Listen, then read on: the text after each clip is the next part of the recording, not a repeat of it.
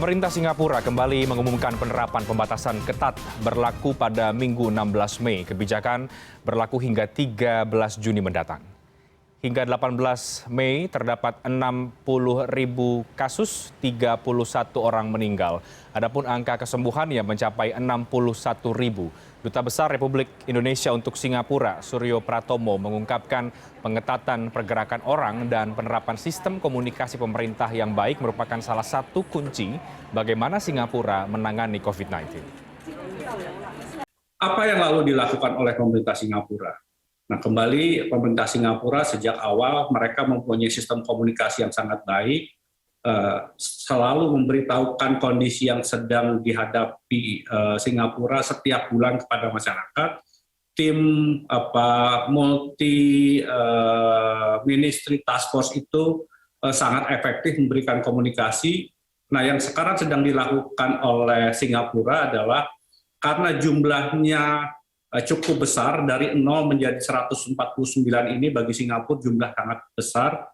Yang dilakukan, diupayakan adalah bagaimana mengurangi pergerakan orang. Karena sekali lagi virusnya tidak berpindah, tetapi karena pergerakan orang itu yang menyebabkan virus itu kemudian berpindah. Ya, Singapura sempat sukses membendung penyebaran virus corona, namun kini negara itu kembali menghadapi ancaman wabah ketika terjadi lonjakan penyebaran COVID-19 dan juga mutasi virus yang baru. Untuk mencegah penyebaran, pemerintah Singapura kembali memberlakukan pembatasan ketat. Bagaimana pemberlakuan pembatasan di Singapura saat ini dan apa yang bisa kita pelajari dari penanganan pandemi di Singapura? Saya akan coba tanyakan dan juga diskusikan langsung dengan Pak Suryo Pratomo atau akrab yang kita sapa Mas Tommy, Duta Besar luar biasa dan juga berkuasa penuh Republik Indonesia untuk Singapura. Selamat malam Mas Tommy, apa kabar? Baik, Renat. Baik. Mas Tommy, langsung saja kita mau tahu seperti apa kondisi di Singapura ya, karena ada pengetatan yang kembali terjadi di sana. Dari yang Anda lihat, bagaimana sebetulnya pengetatan yang dilakukan oleh pemerintah Singapura saat ini jika kemudian dibandingkan dengan pengetatan yang pernah dilakukan sebelumnya? Jadi yang dilakukan pemerintah Singapura saat ini adalah setelah 10 bulan nyaris tidak ada kasus di Singapura, sekarang sejak 8 Mei ada 149 kasus, dan klaster itu ada di Changi dan di Rumah Sakit Tan Tock Seng. Ini yang kemudian mereka merasa kaget karena nomor satu, frontliner itu sudah divaksin tetapi masih bisa tertular, dan yang kedua adalah jumlahnya cukup banyak, dan ini adalah varian dari B1617 dari India yang diketahui penularannya sangat cepat sekali. Karena itu dilakukan langkah-langkah untuk berjaga-jaga, karena kebetulan tanggal 3 Juni akan datang Singapura akan menyelenggarakan Shangri-La Dialogue. Para menteri luar negeri dari banyak negara termasuk Perdana Menteri Jepang Suga akan hadir. Karena itu selama 2 minggu ke depan diharapkan penurunan kasus, dan salah satu yang dilakukan adalah meminta masyarakat untuk tidak keluar rumah, tetap tinggal di rumah, melakukan seminim mungkin untuk keluar dari rumah. Karena itu ada pembatasan, orang hanya boleh pergi berdua, kalau keluar bertemu hanya 2 orang, dan orang diminta untuk bekerja dari rumah. Anak-anak sekolah juga diminta untuk belajar dari rumah, dan semua restoran ditutup, tidak boleh makan di tempat, hanya boleh take away atau kemudian pakai online. Itu saja yang dilakukan oleh Singapura sekarang ini, Renat. Oke, jika dibandingkan pengetatan yang pernah dilakukan sebelumnya, sebetulnya lebih ketat yang mana, Mas Tommy? Apakah yang saat ini atau kemudian yang beberapa waktu yang lalu? Jadi kalau kita lihat, Singapura itu menerapkan circuit breaker atau lockdown versi Singapura itu pada bulan April sampai bulan Juni. Ada 14 kegiatan yang dilarang ketika itu, mulai dari pertemuan, makan di restoran, kemudian berbelanja di retail shop, berolahraga, ke gym, berenang, kemudian bioskop, termasuk juga kegiatan beribadah. Sekarang ini hanya 2 yang dilarang, yaitu di restoran dan pergi atau olahraga di ruang tertutup seperti di gym. Selebihnya boleh, tetapi dengan jumlah yang sangat minimum.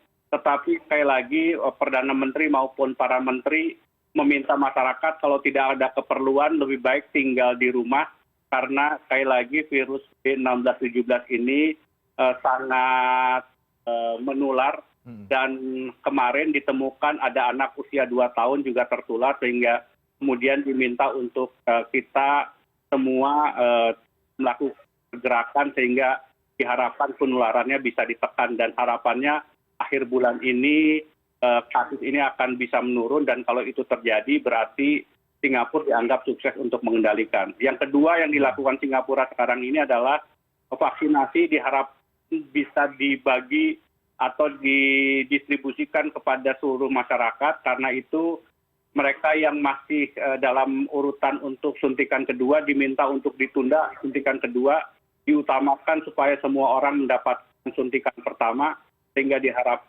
pada bulan akhir Agustus itu 4,6 juta rakyat Singapura sudah mendapatkan suntikan pertama dan itu bagian dari untuk berjaga-jaga karena pengalaman selama ini ternyata vaksinasi memang tidak membuat orang kebal untuk tidak tertular tetapi dengan vaksinasi orang menjadi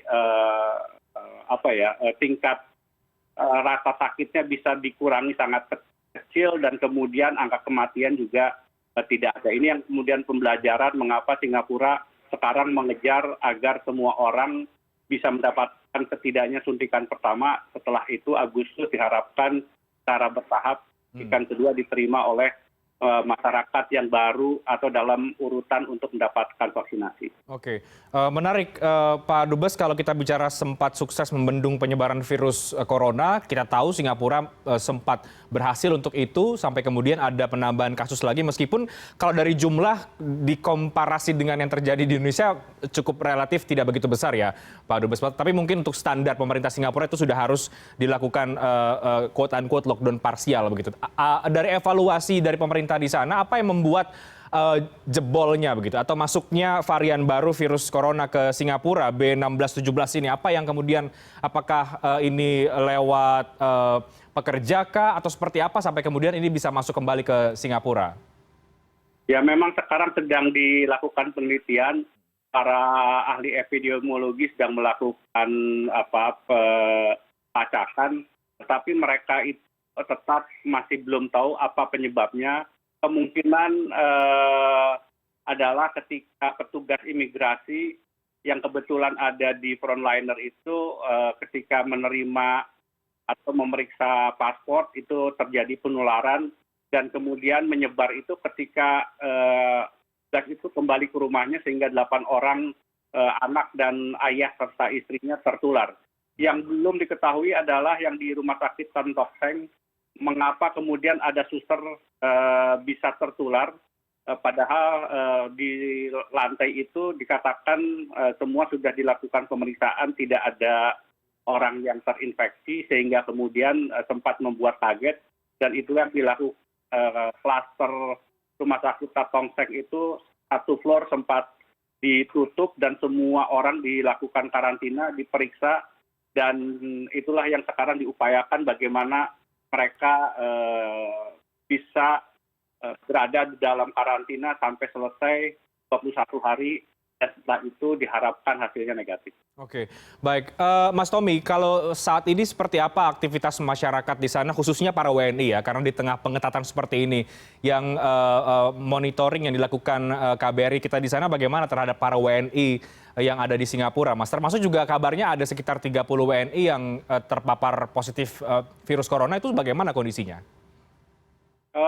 Sekarang boleh dikatakan masyarakat di sini kan memang patuh ya. Jadi kalau pemerintahnya mengatakan tinggal di rumah, mereka tinggal di rumah. Jadi kalau kita melihat orang di jalan, kemudian misalnya di Orchard Road, relatif jauh lebih sepi di tempat-tempat orang hanya datang pergi sebentar untuk membeli makanan di supermarket. Setelah itu mereka pulang. Warga negara Indonesia sendiri kita tahu orang Indonesia itu kalau di luar negeri sangat disiplin, WNI di Singapura juga sangat disiplin.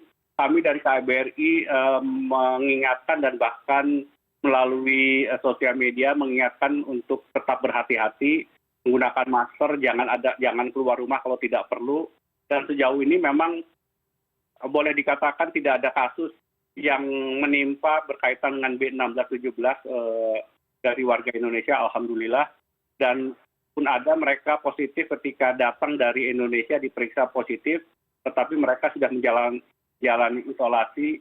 Jadi 30 orang yang diisolasi itu adalah mereka datang dari Indonesia dan diperiksa positif dan harus menjalani karantina 21 hari. Oke. Mudah-mudahan tentu para WNI kita juga di sana sehat semuanya. Mas Tommy, selain soal kepatuhan ya dari masyarakat Singapura yang kemudian bisa kita contoh bersama, belajar dari Singapura begitu dalam hal penanganan pandemi.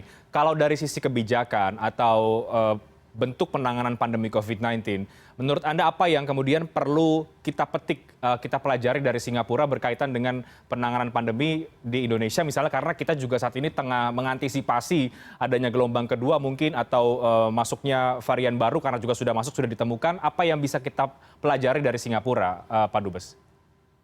Yang pertama adalah multi-ministry task force itu bekerja sangat kompak. Mereka 9 orang itu menjadi sebuah tim. Di bawah mereka ada tim yang melakukan pengkajian dan kemudian melakukan riset dan segala macam.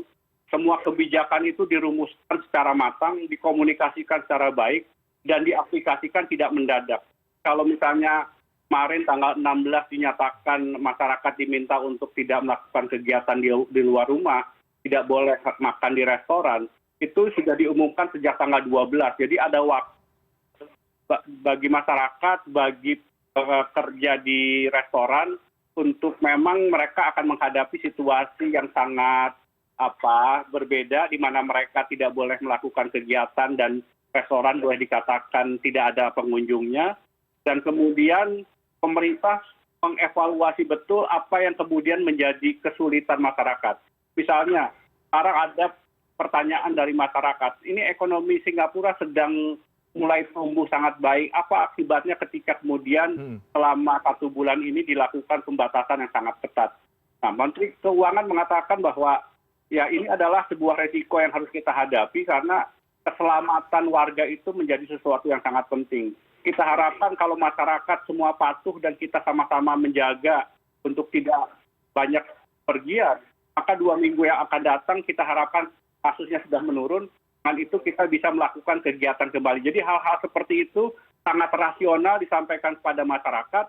Masyarakatnya sendiri pun sangat patuh mengikuti apa yang sudah menjadi kebijakan pemerintah. Karena mereka menyadari bahwa kedisiplinan dan tanggung jawab dari warga adalah salah satu kunci keberhasilan dari negara itu dalam penanganan COVID-19. Oke, Mas Tommy, terakhir, artinya Mas Tommy sendiri melihat di sana cukup dalam pengetatan ini berdampak terhadap ekonomi Singapura, karena kita tahu juga di sana mengedepankan sektor jasa misalnya? Sangat, karena tetapi kan Singapura di kuartal pertama mereka memperkirakan akan tetap mengalami kontraksi, ternyata bisa tumbuh positif. Dan sekali lagi kegiatan-kegiatan sebetulnya kemarin sudah cukup menggeliat. Penjualan untuk perumahan misalnya sudah meningkat, dan industri manufacturing juga sudah mulai bergerak. Sehingga kembali lagi 1 bulan ini adalah sebuah harga yang harus dibayar, karena Menteri menyampaikan sejak awal diingatkan bahwa kondisi COVID-19 ini sangat dinamis dan kita tidak bisa berpikir linear. Jadi setiap saat kita akan melakukan adjustment, tapi yang paling utama adalah bagaimana kesehatan masyarakat yang paling utama dan paling penting. Sekali lagi, dengan kesehatan yang baik, dengan confidence dari masyarakat bahwa pengendalian itu telah dilakukan dengan baik, maka ekonomi akan bergerak. Jadi cara berpikirnya itu betul-betul terstruktur, tidak piecemeal dan kemudian sepotong-sepotong, sehingga kemudian masyarakat pun tahu bahwa ini adalah bagian dari risiko yang harus dihadapi, dan kalau semua orang memberikan kontribusi terbaik, maka negara itu akan bisa selamat. Baik, terakhir Pak Dubes, ada imbauan bagi WNI kita di Singapura yang di masa pengetatan yang tengah dilaksanakan pada saat ini? Sekali lagi kita beruntung berada di Singapura bahwa sistem komunikasi berjalan dengan baik. Kita mempunyai cara lain walaupun tidak bertatap muka, dan saya meminta kepada seluruh warga untuk tetap disiplin, menerapkan protokol kesehatan, gunakan masker, dan kemudian jangan bepergian kalau tidak penting, dan kalau bepergian jangan terlalu lama di luar, kembali ke rumah. Kesehatan kita merupakan yang paling berharga saat ini. Baik, jadi kunci komunikasi menjadi salah satu kunci penanganan pandemi di Singapura, dan mudah-mudahan situasi segera membaik dan juga WNI kita di sana sehat terus, termasuk juga Pak Dubes sendiri, Mas Tommy, mudah-mudahan sehat selalu. Terima kasih banyak sudah bergabung di CNN Indonesia Newscast pada malam hari ini. Selamat malam Mas Tommy, Suryo Pratomo, Duta Besar luar biasa dan berkuasa penuh Republik Indonesia untuk Singapura.